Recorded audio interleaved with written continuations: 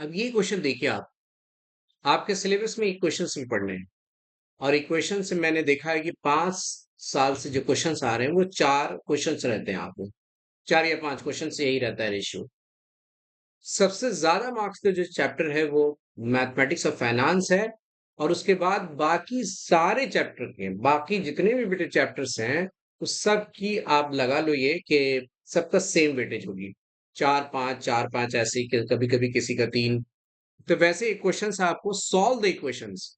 जैसे इस इक्वेशन को आप सॉल्व करने कहता है a minus B X square, आप क्वेश्चन देख रहे होगे, और b minus C into X और c minus C equal to 0। Solve जब कहता है तो x की वैल्यू निकालनी होती है और x की वैल्यू आप देख रहे हो ऑप्शन में 1 है b माइनस सी अपॉन सी माइनस ए और 1 है a माइनस बी अपॉन, आप देख रहे हो ऑप्शन क्या है वो दिख रहा है आपको। आप ऑप्शन जब रखिएगा, आप 1 रखिएगा तो चलेगा, चलो 1 रख करके आप चेक कर लेंगे। लेकिन आप b माइनस सी और c माइनस से एक जगह रखने में और एक जगह रख करके ऑप्शन से पुट करेंगे तो आप परेशान हो जाएंगे, है कि नहीं। तो आपके ऐसे क्वेश्चंस को आपको सॉल्व करने के लिए फिर फॉर्मूले में नहीं जा सकते हैं। आप फॉर्मूला जो एक्स की वैल्यू निकालते हैं क्वाड्रेटिक इक्वेशन में, वो फॉर्मूले का यूज आप करते हैं क्या, एक बार आप देख लीजिए कि एक्स बराबर B minus B plus minus under root B square minus 4ac upon 2a लिखते हैं आप, 10th क्लास में पढ़ते हैं आप ये सिलेबस में, है कि नहीं। तो इस फॉर्मूले में जब आप ए की वैल्यू ए माइनस बी और बी की वैल्यू बी माइनस सी और सी की वैल्यू सी माइनस सी जब रखोगे तब भी परेशान हो जाओगे। मिडिल स्प्लिट होगा नहीं, मिडिल स्प्लिट से आप बनाते हो वो दिक्कत होगी।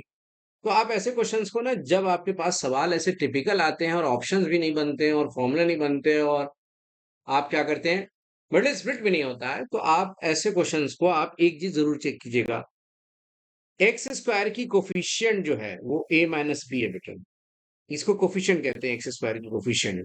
और एक्स की कोफिशिएंट का मतलब एक्स के साथ जो गुना है उसको जोड़ दीजिए आप। एक्स स्क्वायर की कोफिशिएंट ए माइनस बी, एक्स की कोफिशिएंट बी माइनस सी, और जो बिना एक्स वाला यानी कांस्टेंट टर्म को आप तीनों को जोड़िए।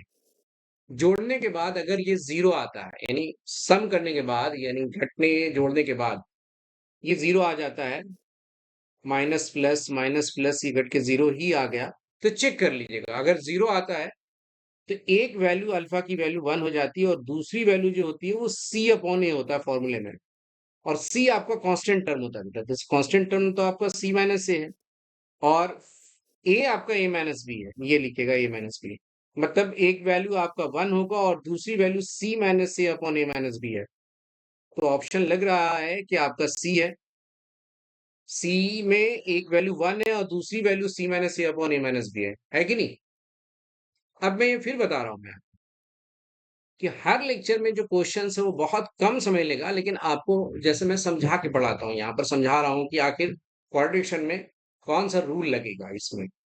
मिड स्प्लिट नहीं होगा, आप ये फॉर्मूले लगा पाओगे, फैक्टराइजेशन नहीं हो पाएगा, ऑप्शन से आप थक जा रहे हो, तो सारी चीजें बोल रहा हूँ मैं। लेकिन बेटा अगर आपकी जगह मुझे बनाना पड़े इस क्वेश्चन को तो मैं तो ये सब समझाऊंगा नहीं ना,